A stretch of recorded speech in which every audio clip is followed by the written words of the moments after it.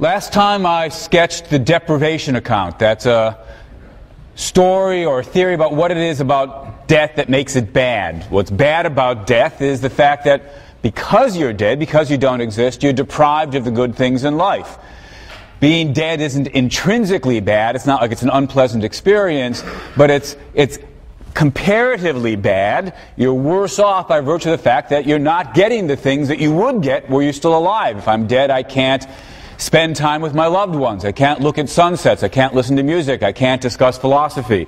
The deprivation account says what's bad about death is the fact that you're deprived of the good things in life. Now that seems pretty plausible as a basic story goes, but as we also saw last time, there are some philosophical puzzles about how it could be. There's questions, when is death bad for you? And even more importantly and more essentially, there's the difficulty of asking ourselves, do we really believe it's possible for something to be bad for you when you don't even exist?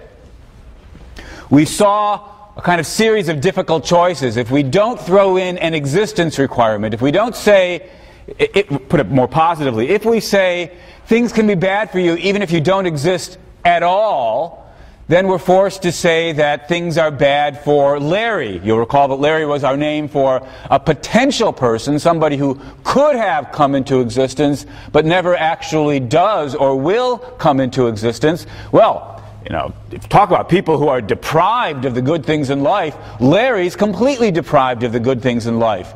If we think it doesn't matter whether or not you exist for things to be bad for you, then we have to say, oh, things are bad for Larry. And not just Larry, but all of the 1.5 million, billion never-to-be-born people.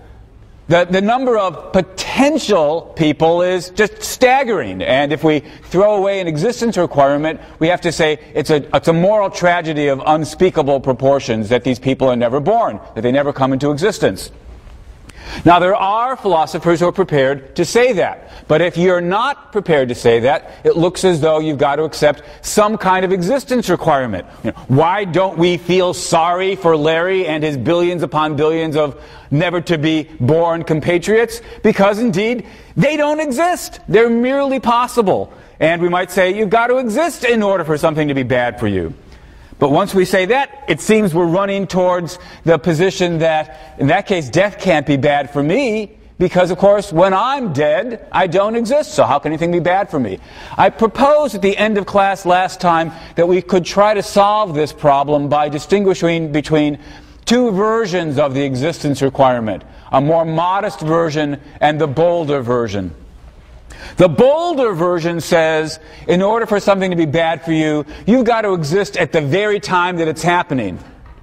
If we say that, then indeed we can say it's not bad that Larry doesn't exist, because he doesn't exist now. So there's nothing, even if we wanted to think that there are good things he could be having, that's not bad for him to not have him. He doesn't exist now. But it also, if we go all the way to the bold existence requirement, we have to say, look, when I'm dead, that won't be bad for me because, well, I won't exist then. But instead of accepting the bold existence requirement, we might settle for something a little bit less demanding, the thing I dubbed the modest existence requirement. In order for something to be bad for you, there has to have been a time, some time or the other, when you exist.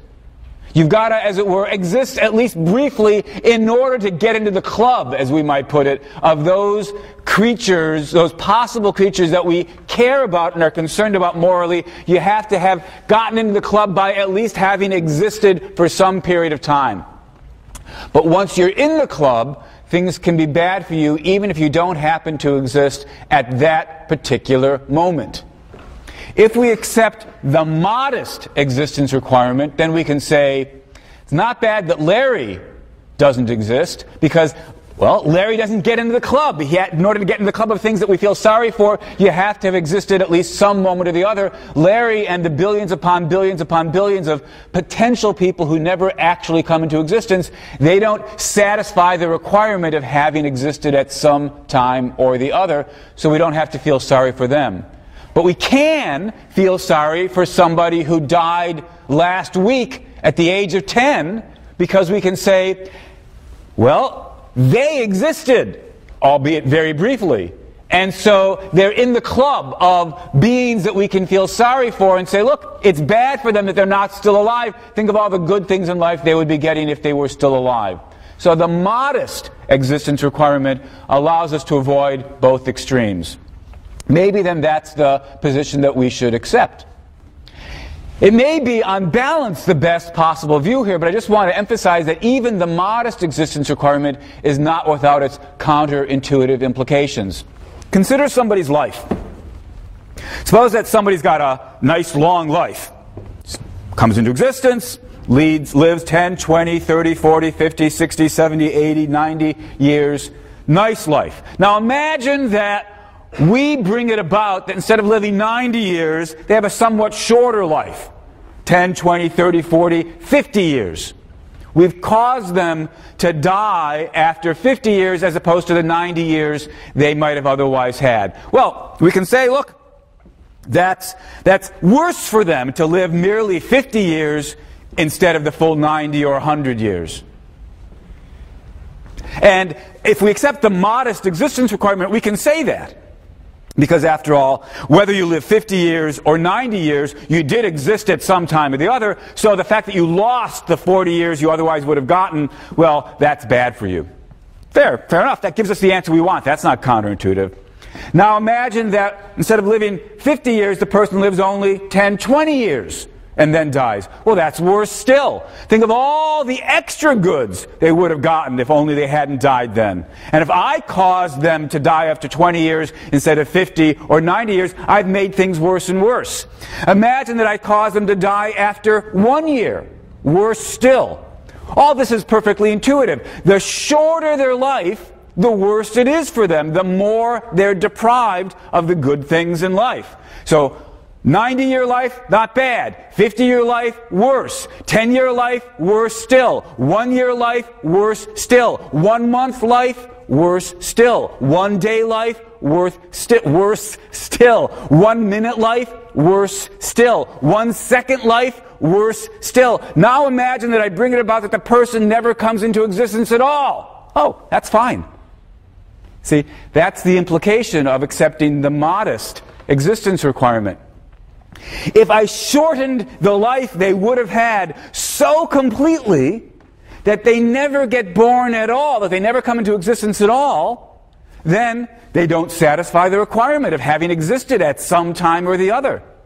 So although we were making things worse and worse and worse and worse and worse as we shortened the life, when we finally snip out that last little fraction of a second, turns out we didn't make things worse at all. Now we haven't done anything objectionable. That's, it seems, what you've got to say if you accept the modest existence requirement. Of course, if we didn't have an existence requirement at all, we could say, oh, look, worst of all, never to have been born at all. Fair enough. But if you say that, then you've got to feel sorry for Larry. You've got to feel sorry for the 1.5 million billion billions.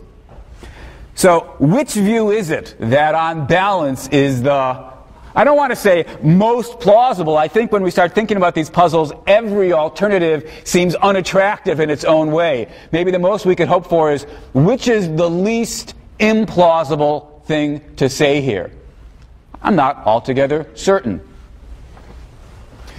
Let me turn to one more trouble or problem or puzzle for the deprivation account. And this particular puzzle arises whether or not we accept an existence requirement, whether or not we accept a bold existence requirement, a modest existence requirement, or no existence requirement, because we're going to deal with somebody who actually does exist at some time or the other, namely you, or me. This is actually a puzzle that some of you may have written your paper on, because it's the puzzle about Lucretius, the puzzle that Lucretius gives us. It's not a direct quote, but Lucretius basically says, look, most of us are upset and anxious at the fact that we're going to die. We think death is bad for us. There'll be this period after my death in which I won't exist. And the deprivation account helps say why that's bad, because during this period of non-existence, you're not enjoying the good things in life. Fair enough, says Lucretius, but wait a minute. the period after you die isn't the only period during which you don't exist. It's not the only period in which, if only you were still alive, you could still be enjoying the good things in life. There's another period of non-existence. It's the period before my birth. I think I've just switched the timeline here, but all right, imagine this is the period before my birth. Just like there'll be an infinite period after my death in which I won't exist, and realizing that fills us with dismay, there was, of course, an infinite period before I came into existence. Well, if non-existence is so bad, and by the deprivation account it seems that we want to say that it is, shouldn't I be upset at the fact that there was this eternity before I was born? But, says Lucretius, that's silly, right? Nobody's upset about the fact that there was an eternity before they were born. In which case, it doesn't make any sense to be upset about the eternity after you die of non-existence. Well, Lucretius doesn't offer this as a puzzle. Lucretius offers this as an argument that we should not be concerned about the fact that we're going to die. Most philosophers aren't willing to go with Lucretius all the way to the end of the bus route. Most philosophers want to say there's got to be something wrong with that argument someplace. There's got to be some, well, what are the possibilities here? One possibility is indeed to just agree with him, right? Nothing bad about the eternity before I was born. So, nothing bad of the eternity of non-existence. So, nothing bad about the eternity of non-existence after I die. Well, that's one possibility, to agree with Lucretius. Second possibility is to say, look, Lucretius, you're right. We really do need to treat these two eternities of non-existence on a par. But we could turn it around. Instead of saying with Lucretius, nothing bad about this one, so nothing bad about this one, maybe we should say instead, something bad about the one after we die, and so something bad about the one before we were born. Maybe we should just stick to the deprivation account and not lose faith in it. The deprivation account says it's bad that there's this period after we die, because if we weren't dead then, we would still be able to enjoy the good things in life. Maybe we should say, look, similarly then, when the deprivation account tells us it's bad that there's this period before we come into existence when we don't exist, because if only we had existed then, we'd be able to enjoy the good things in life. Maybe Lucretius was right, we have to treat both periods the same, but he's wrong in thinking we shouldn't think either period is bad. Maybe we should think both periods are bad. Well, that's a possibility. What other possibilities are there? Another possibility is to say, Lucretius, you're right, there are two periods of non-existence, but there's a justification for treating them differently. They're asymmetrical in a way that makes sense from the point of view of what we should care about. Well, it's easy to say that. The puzzle, most philosophers want to take that last way out. They want to say there's something that explains why it makes sense, why it's reasonable to care about the eternity of non-existence after my death, but where that doesn't apply to the eternity of non-existence before my birth. And then the puzzle is to point to a difference that would justify that kind of rationally asymmetrical treatment of the two periods. It's easy to say it's okay, it's reasonable to treat them differently. The philosophical challenge is to point to something that explains or justifies that. Now, a very common response is to say something like this. Look, consider the period after my death. I'm no longer alive. I have lost my life. In contrast, the period before my birth, although I'm not alive, I have not lost my life. I have never yet been alive, and so of course you can't lose something you've never yet had. So what's worse, this answer suggests, about the period after death is the fact that death involves loss. whereas prenatal non-existence does not involve loss. And so the conclusion comes, and now we see why it's okay to care more about that one than this one, the one after death than the one before birth, because the one after death involves loss and the one before birth does not.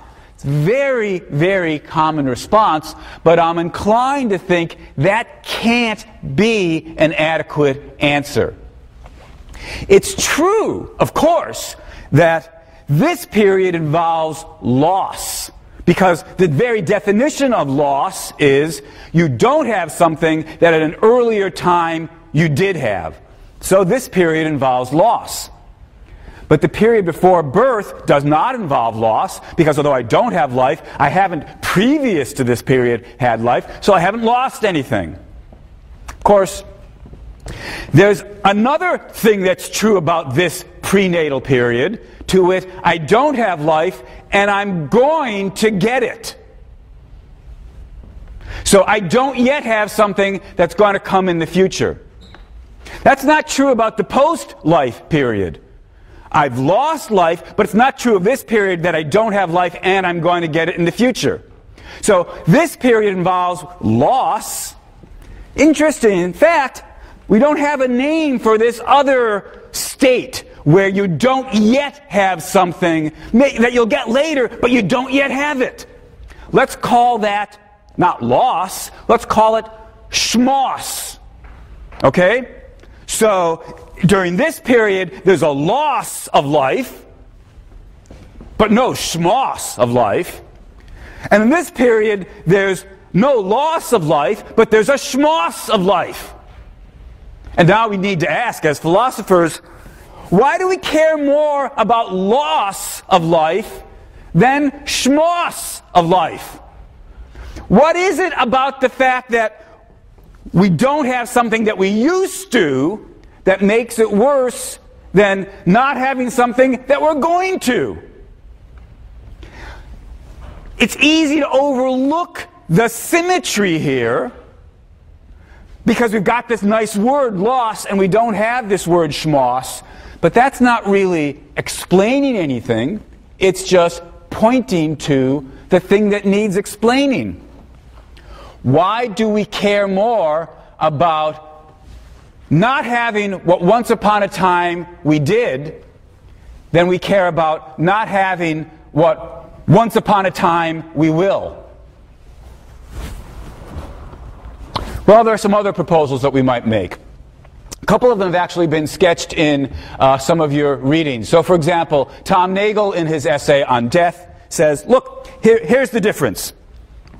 It's easy enough to imagine, and indeed for there to actually be a possibility of my living longer. You know, suppose I die at the age of 80, and if I didn't die, then I'd continue living 90, 100, what have you. There it is. It's still me.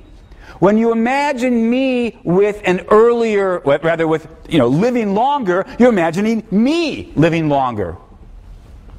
To use the vocabulary that were introduced in thinking about some of Plato's arguments, we might say, although, suppose I die at age 80, that's a fact about me, it's a contingent fact about me. It's not a necessary fact about me that I died at 80. Suppose at 80 I get hit by a car. Not a necessary truth about me that I got hit by a car. I could have not gotten hit by a car and lived to the ripe old age of 90 or 100. When you die is not an essential feature of you. So it's easy for us to think about the possibility in which I live longer. But, says Nagel, when I try to imagine what would the alternative be, if I'm going to be upset about the prenatal non-existence, we have to imagine my being born earlier. I was born in 1954. Should I be upset about the fact that I was born in 1954 instead of 1944? I mean, that's the analog of being upset about the fact that I die in whatever it is, 2044 instead of living to 2054. Nagel says, but look, when you try to think about the possibility in which, instead of being born in 1954, I was born in 1944, and for the rest of you got to sort of plug in your own birth dates. Nagel says, you can't do it. The date of my death is a contingent fact about me.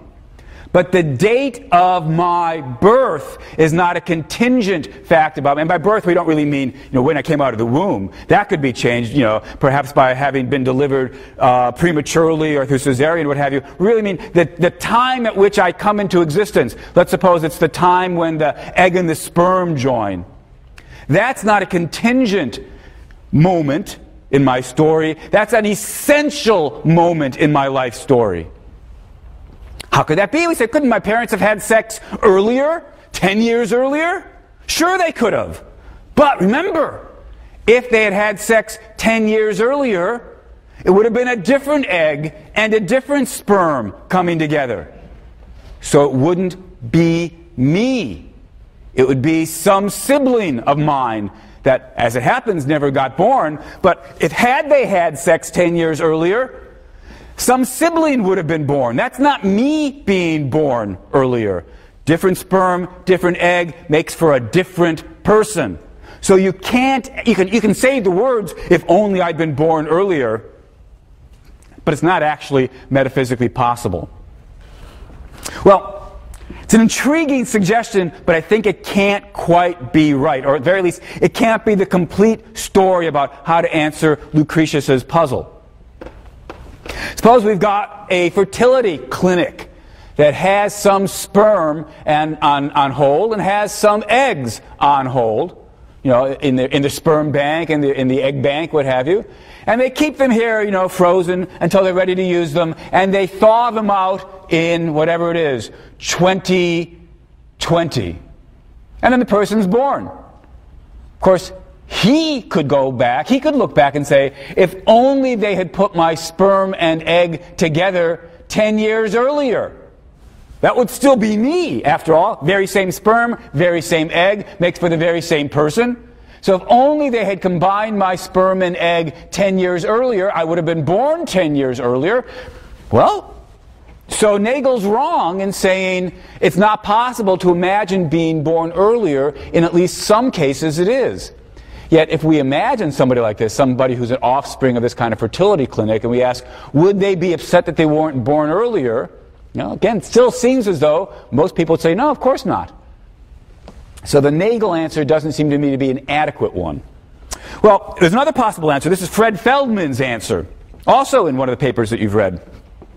Fred Feldman says, Nagel's a contemporary philosopher, Fred Feldman's a contemporary philosopher. Feldman says, when I imagine, suppose I get killed by the bus in 2044, and if I imagine if only I hadn't died then, what is it that we imagine? We imagine, instead of living 80 years, living 90 or 95 or more. We imagine a longer life. But what is it that happens when I say, if only I'd been born earlier? Well, says Feldman, you don't actually imagine a longer life, you just shift the entire life and start it earlier. I mean, after all, suppose we just said, especially if I had asked you this question before setting all this up, but if only you'd been born in 1800. Nobody thinks, oh, if only I'd been born in 1800, I'd still be alive. I'd be, 200 years old. You think, oh, if I'd been born in 1800, I would have died, 1860, 1870, 1880, whatever it is. When we imagine being born earlier, we don't imagine a longer life. Nothing better about having a life earlier, according to the deprivation account. But when we imagine not dying when we actually die, we say, if only I died in 2050 instead of 2040, it's not that we imagine having been born later. We don't shift the life forward. We imagine a longer life. So Feldman says, no wonder, no surprise that you care about the non-existence after death, because when you imagine that being different, you imagine a longer life. But when you start thinking about the non-existence before birth and you imagine that being different, you don't imagine more goods in life, you just imagine them taking place at a different time. Well, that's an interesting possibility, I suppose. Doesn't seem to me, again, that it's got to be, maybe it's part of the story. Doesn't seem like it's going to be the complete story. Because we could imagine cases where the person just thinks, Look, if only I'd been born earlier, I would have had a longer life. Let's suppose that next week astronomers discover the horrible fact that there's an asteroid that's about to land on the Earth and wipe out all life. So here it is, it's going to come on January 1st, 2008. And there you are at whatever your age is, 20 years old, 21 years old, on December 31st, 2008, thinking, I've only had 20 years of life. If only I'd been born earlier. If only instead of being born, whenever it was I'd been born 10 years earlier, I would have had 30 years of life instead of 20 years of life. That seems perfectly intelligible. So it does seem as though if we put our head into it, we can get ourselves into thought experiments where we say, yeah, don't just shift the life, make it longer. But instead of making it longer in the post-death direction, make it longer in the pre-birth direction. Well, again, you can imagine somebody saying, yeah, and when we do that, we should feel the same. It doesn't really matter which direction it goes. So symmetry is the right answer after all. Indeed, when I think about the asteroid example, I find myself thinking, maybe symmetry is the right way to go here. Maybe Feldman's right that normally we just shift instead of extending, but if I'm careful to extend, maybe that really is bad that I didn't get started sooner and have a longer life in that direction. Well, here's one other answer that's been proposed. This is by yet another contemporary philosopher, Derek Parfit.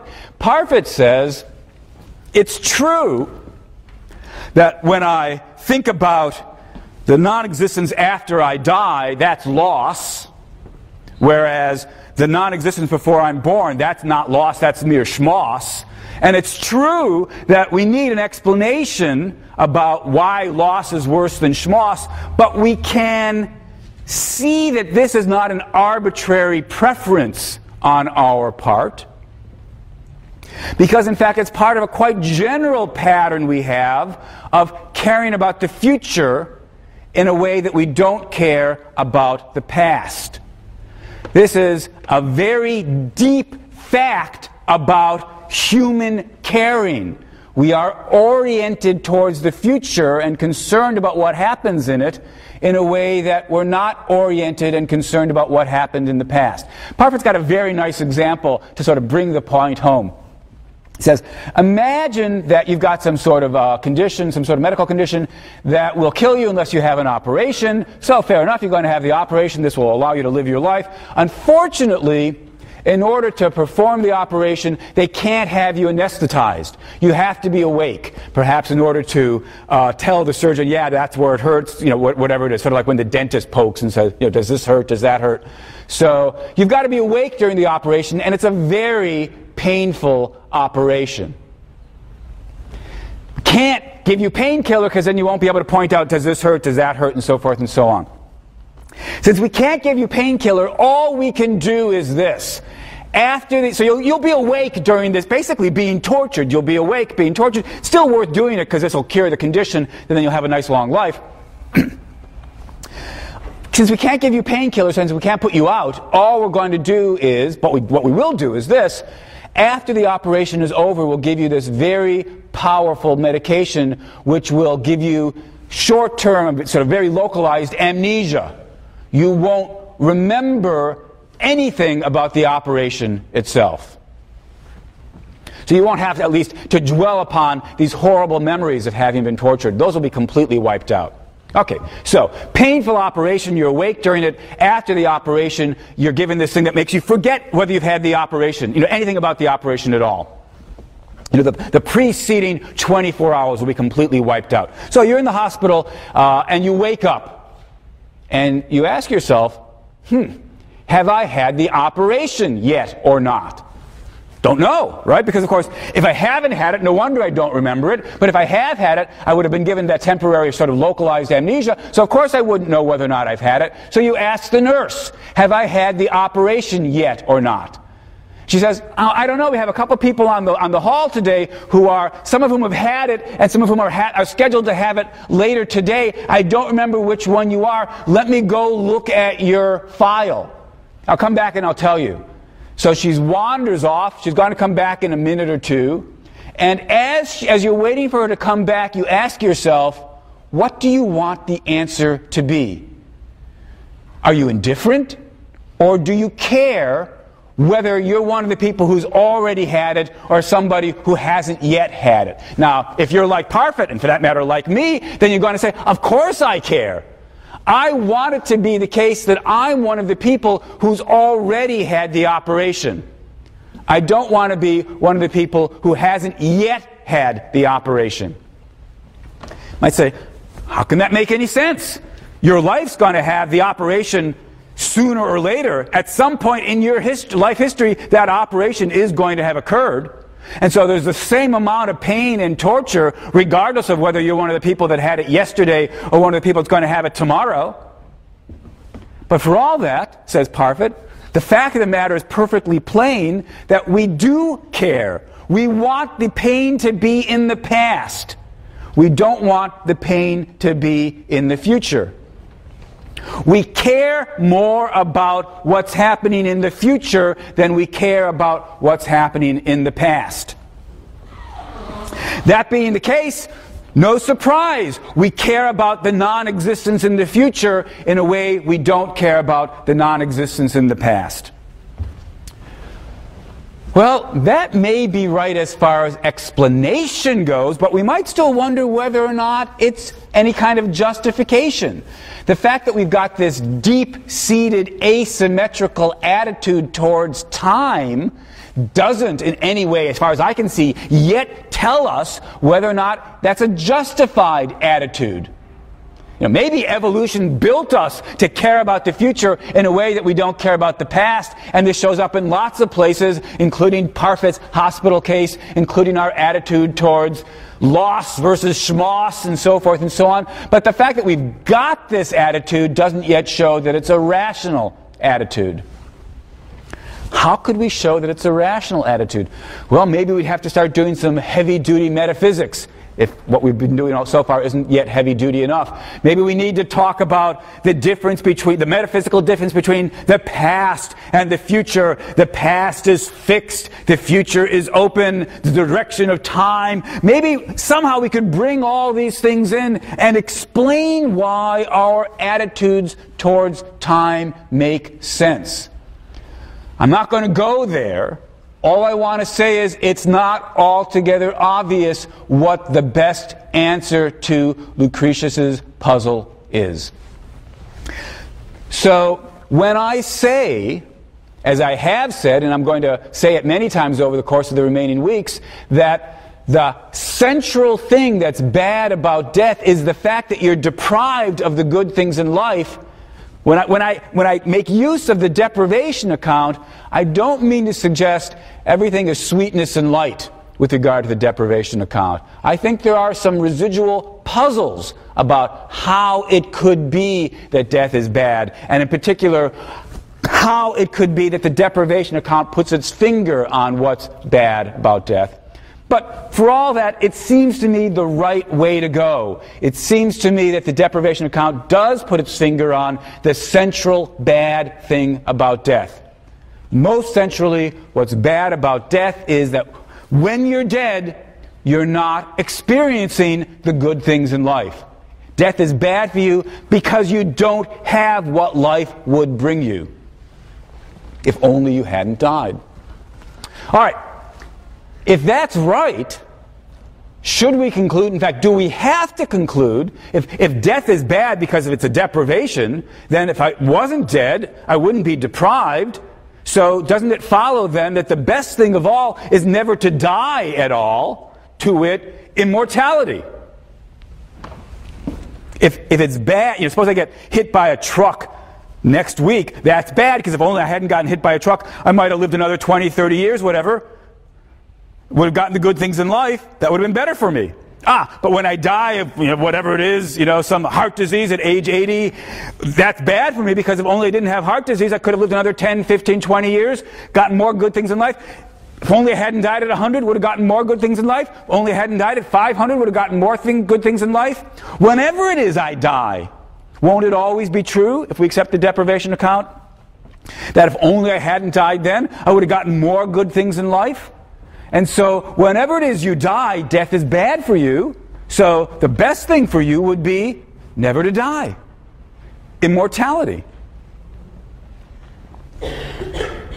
Two questions really that we need to ask. One is, does consistency, does logic require somebody who accepts the deprivation account?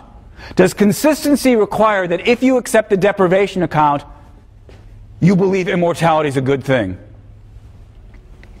Second question, even if logic doesn't require that, is it true that immortality is a good thing? Let me start with the first one because I think that's the easier one. Logic alone, logic plus the consistency requirement, rather the deprivation account, logic alone doesn't require us to say immortality is a good thing. Why? Because, strictly speaking, what the deprivation account says is death is bad insofar as you're deprived of the good things in life by virtue of not existing. If only you hadn't got hit by that truck, you would have gone on to an exciting life, as your career as a professional dancer, you would have had a family, whatever it is, you would have traveled around the world. Life would have given you a lot of great things, and you get deprived of those great things. That's why it's bad that you got hit by the truck. That is to say, death is bad when it's bad by virtue of the fact that it deprives you of the good things in life. But suppose, we don't yet know whether this could actually happen, but here we're just talking about logical possibilities. Suppose that there's no more good things for life to give you. Then when you're deprived of life by death, you're not being deprived of any good things, and so it's not bad for you to be dead at that point. Death is only bad, according to the deprivation account, when there are good things that would have come your way. When, as we might put it, on balance, the life you would have had would have continued to be good for you.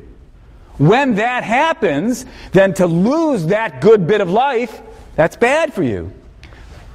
But if it should turn out that what life would have had hereafter, instead of being good, would have been hellish, it's not bad for you to avoid that. It might actually be good for you to avoid it. So, even if we accept the deprivation account, we're not committed to the claim that death is always bad. We have to look and see what would life actually hold out for us. Logic alone plus the deprivation account doesn't force us to say immortality would be a good thing. After all, this is really a crucial point to understand. Things that are good for you in limited quantities can become bad for you if you get more and more and more and more of them. I love chocolate. So suppose somebody comes up to me with a box of Godiva chocolate, offers me a couple of chocolates. I say, wonderful, I love Godiva chocolate. And then you give me some more. And some more, 20 pieces of chocolate. Well, by the time I got 20 pieces of chocolate, I'm not sure right now if I really want the 21st piece. But you keep giving me some more, 30 pieces of chocolate, 40 pieces of chocolate, 100 pieces of chocolate. At some point, I've never actually had this much chocolate, I don't know what the point is, but at some point, I'm going to say, although the first 10, 20, 30 pieces of chocolate, those were good, but giving me the 21st piece of chocolate or the 50th piece of chocolate, no longer good. Logically, at least, it could happen. Logically, it could happen that although in quantities, small quantities, 50 years, 60 years, 100 years, life is good, at some point, maybe life would turn bad for us, just like being force-fed more and more chocolate. And if it did turn bad for us, the deprivation account would allow us to say, oh, at that point, dying's not bad for you. Well, that's all that logic tells us. Logic simply tells us we don't have to believe immortality is a good thing. But for all that, it could still be a good thing. So that's question number 2. Let's ask, what should we think about the prospect of living forever? Would it, in fact, be better and better and better? Somebody dies at age 10 by some horrible disease, better if they'd made it up to 40. Somebody dies at age 40, better if they made it up to 80. Somebody dies at age 80, better if they made it to 100, 120. Is it true that life would get better and better and better the longer it is? Now, in asking this question, we have to be careful to be clear about what exactly we're imagining. Here's one way to try to imagine that story. Imagine that life is sort of the way it works now, with the kinds of changes that bodies undergo as they get older. But instead of sort of those changes basically killing you at 80, 90, or 100, they don't. You get more and more of those changes, but they never actually kill you. This is the sort of thought experiment that Jonathan Swift undertakes in the passage from Gulliver's Travels that I've had you look at. He imagines Gulliver coming to a country where a subset of the people live forever, immortals.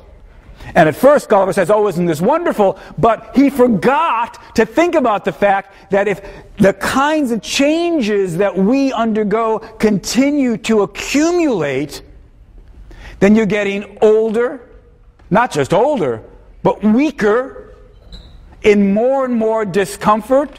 Senility sets in with a vengeance, until eventually you've got these creatures that live forever, but their mind is gone and they're sort of in pain and they can't do anything because their body's utterly infirmed and diseased and sick. That's not a wonderful thing to have. If immortality was like that, says Swift, that would be horrible. For an immortality like that, death would be a blessing. And Montaigne, in the essay that I've had you look at, says, indeed, death is a blessing because it puts an end to the pain and suffering and misery that afflict us in our old age. Well, all that seems right, but I suppose we'd be forgiven for thinking, look, when we wanted to be immortal, we didn't want this kind of life going on and on and on with the same trajectory, the same downward trajectory. We sort of wanted to live forever hale and hearty and healthy. So even if the real world wouldn't allow us that, let's just ask science fiction-y.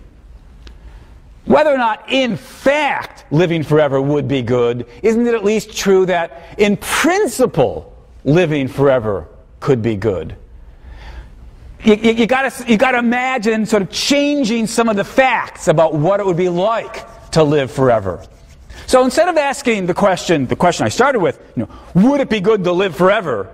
If you're not careful, this is going to be like one of those horror stories, right, where you've got a couple of wishes, and you weren't careful about how exactly you state the wish, and so you get what you want, but it ends up being a nightmare, right? If you just tell the fairy, I want to, gives you 3 wishes, I want to live forever, and you forgot to say, and be sure to keep me healthy, well, that's going to be a nightmare. That's what Swift told us.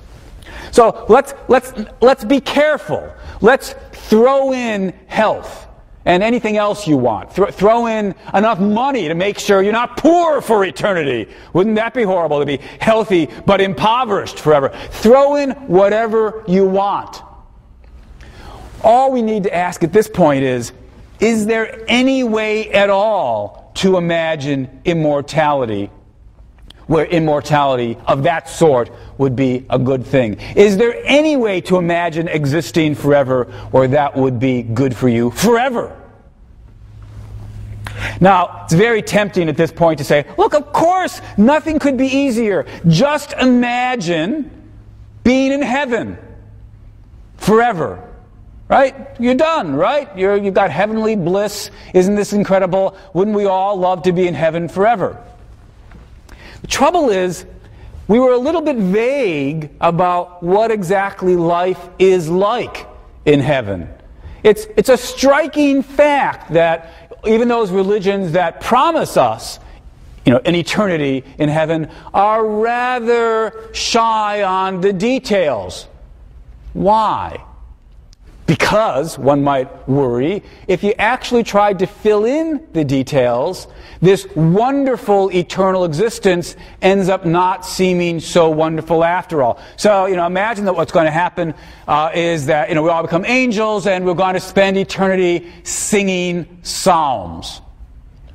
Now, I like psalms, and I actually enjoy rather singing psalms at services. On Saturday mornings, I sing psalms in Hebrew, and I rather enjoy it. But if you ask me, what about the possibility of an eternity of doing that?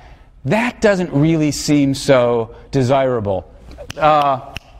Bedazzled, not the remake, haven't seen the remake, but the original, in the original, there's a human character who hooks up with the devil, and he asks he meets the devil, and he asks the devil, so why did you rebel against God? And the devil says, well, I'll show you. You sit here on whatever it was, the mailbox, I think it was. I'll sit up here in the mailbox, the devil says, and you dance around me and say, oh, praise the Lord, aren't you wonderful, you're so magnificent, you're so glorious. And the human does this for a while, and he says, this has gotten really boring, can't we switch? And the devil says, that's exactly what I said. Now, when you try to imagine heaven singing psalms for eternity, that doesn't seem so attractive.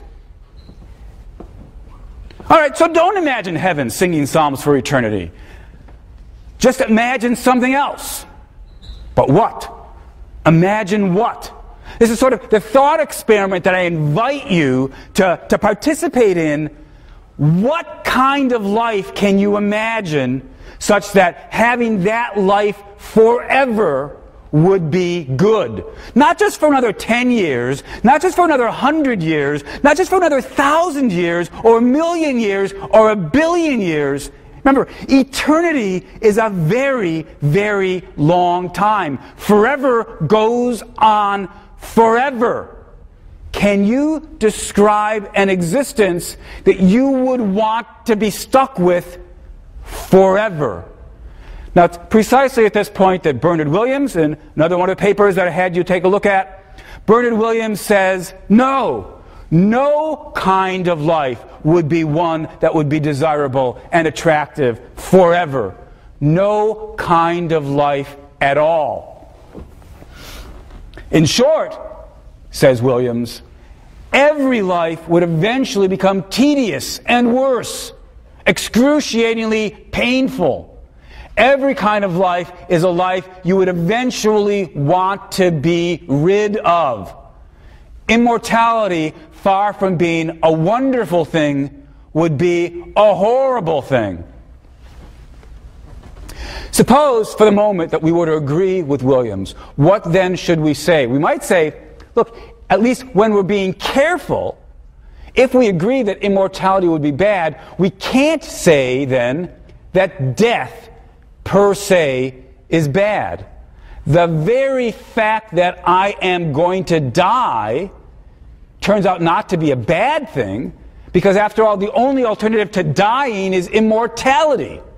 And if immortality would be a bad thing, then death is not a bad thing. Death is a good thing. We might say, if we accept Williams's thought, the fact of our mortality is good rather than bad, if immortality would eventually be bad. Now, of course, crucial to notice that even if we say this, that doesn't mean that when you get hit by a car tomorrow, that that's good. You don't have to say that. You can still say, it's a bad thing that I got hit by a car tomorrow, because after all, if I hadn't gotten hit by a car tomorrow, it's not as though I would have then been condemned to immortality. I just would have lived another 10 or 20 or 30 years, and those years would have been good ones for me. And maybe even when I die, let's suppose I live to the ripe old age of 100. When I die at 100, I could perhaps still say, it's a bad thing for me that I die at the age of 100. Because if I hadn't died now, I might have lived another 10, 20, 30 years and still enjoyed things in life. Enjoyed playing with my great-grandchildren, whatever it is. To say that immortality is bad is not to say it's a good thing that we die when we do. You can still believe consistently that we die too soon. Even if, in principle, eventually, sooner or later, death would no longer be bad, it could be that it comes too soon for all of us. Still, the question we want to ask is there any way even to imagine an immortal life that would be worth having? In principle, could immortality be a good thing? Or is Williams right that no, even in principle, go as fantastic and science fiction as you want, in principle, an immortal life could not be desirable? So, until next time, I invite you to think that question through. If you're attracted to the prospect of immortality, what would the best kind of immortal life be like?